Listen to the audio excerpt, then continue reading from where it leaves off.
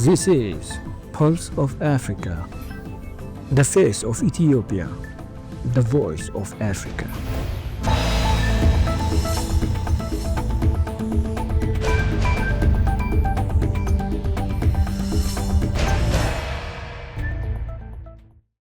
Hello viewers, you're watching Pulse of Africa. I am Samia Mohammed for the main news. First, our top stories for today. Southern African Development Community expresses concern over US tariffs.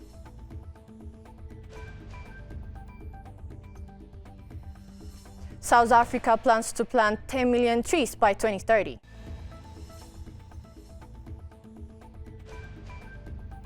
Foreign Minister Chanja Fajon is visiting Benin and Togo.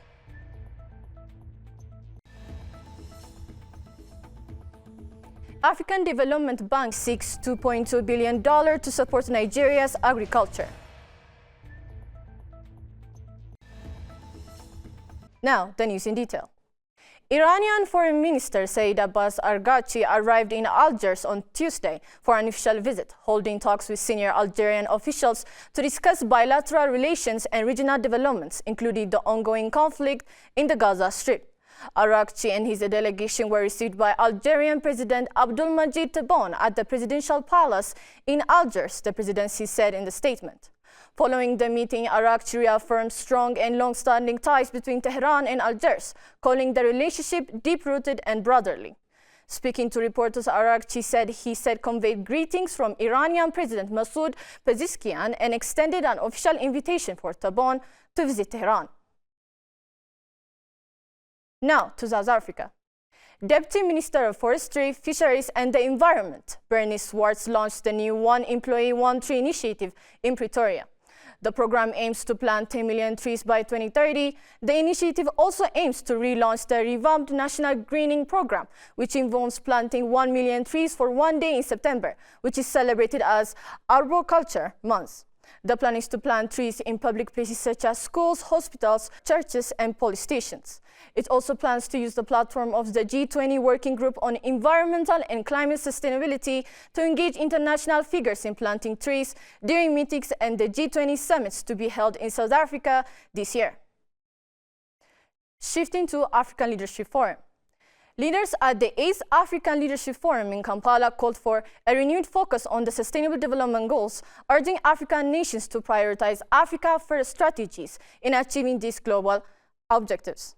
Opening the 8th Africa Leadership Forum on Monday, President Yoweri Museveni of Uganda said Africa cannot achieve sustainable development unless it undergoes a deliberate process of transformation, both economically and ideologically.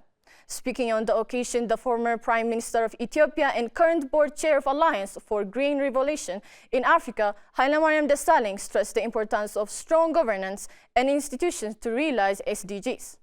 We have to strengthen governance and institutions. We need transparent, accountable, and inclusive governance structure that promotes the rule of law and combats corruption and illicit financial flows, he said.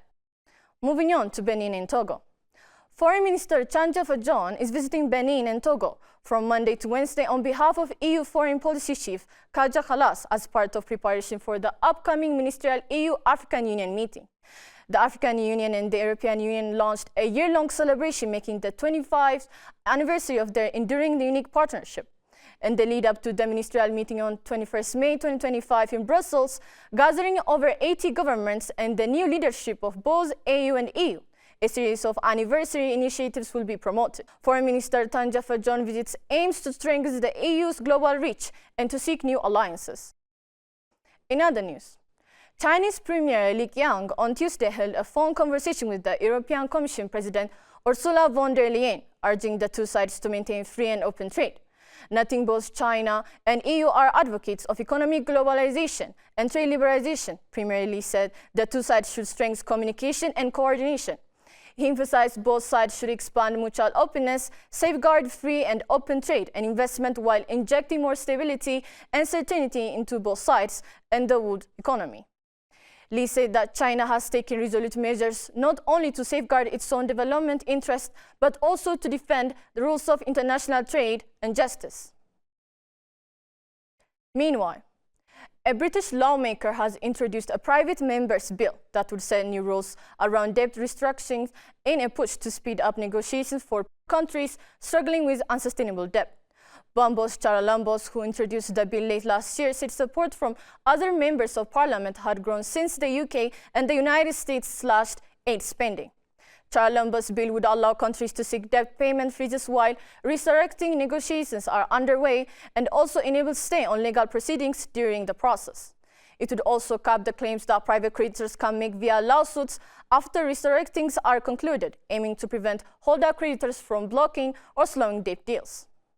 Burgeoning Africa is here, only on the Pulse of Africa channel, all the time. Pulse of Africa, the face of Ethiopia, the voice of Africa.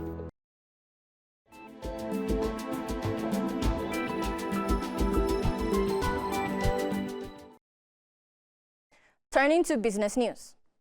The Southern African Development Community has noted with deep concern the imposition of new tariffs on imported goods by the United States of America as announced on April 2, 2025, including those from SADC member states. A new baseline tariff of 10% on all imports will take effect on April 5, 2025, while reciprocal tariffs will take effect on April 9, 2025. The new tariffs will affect all SADC member states to varying degrees. In addition, the SADC Secretariat will be carrying out a detailed assessment of the impact of the U.S. measures on trade with the region for reviving by ministers in forthcoming meetings of the Committee of Ministers of Trade in June 2025. Finally, the African Development Bank is mobilizing $2.2 billion to develop agricultural processing zones in 28 states in Nigeria to boost food security and create jobs, the bank president Akinomi Adesina said on Tuesday. Adesina was speaking in northern Kaduna State while launching the first phase of the initiative that is targeting 5 states. This phase is being bankrolled by more than $500 million that was first introduced in 2022. The FDB head said the funding needs for second phase will be presented to the FDB board shortly for approval. Before concluding, let us provide you with the latest updates on global commodities prices.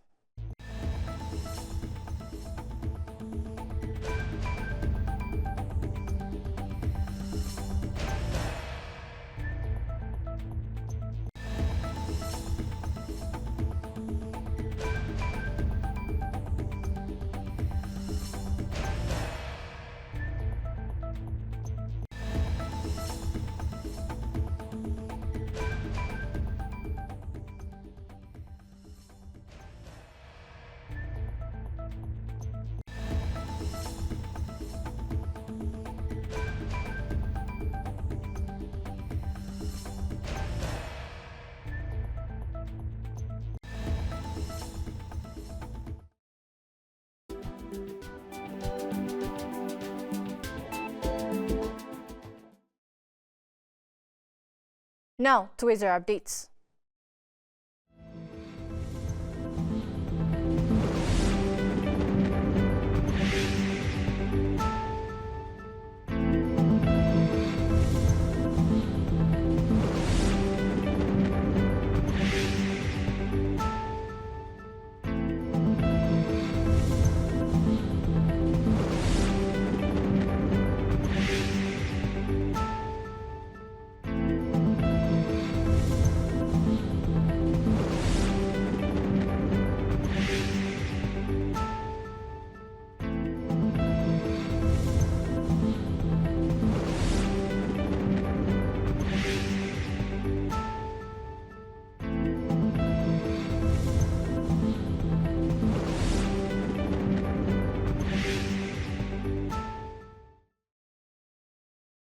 That's all for today, and thank you for watching Pulse of Africa.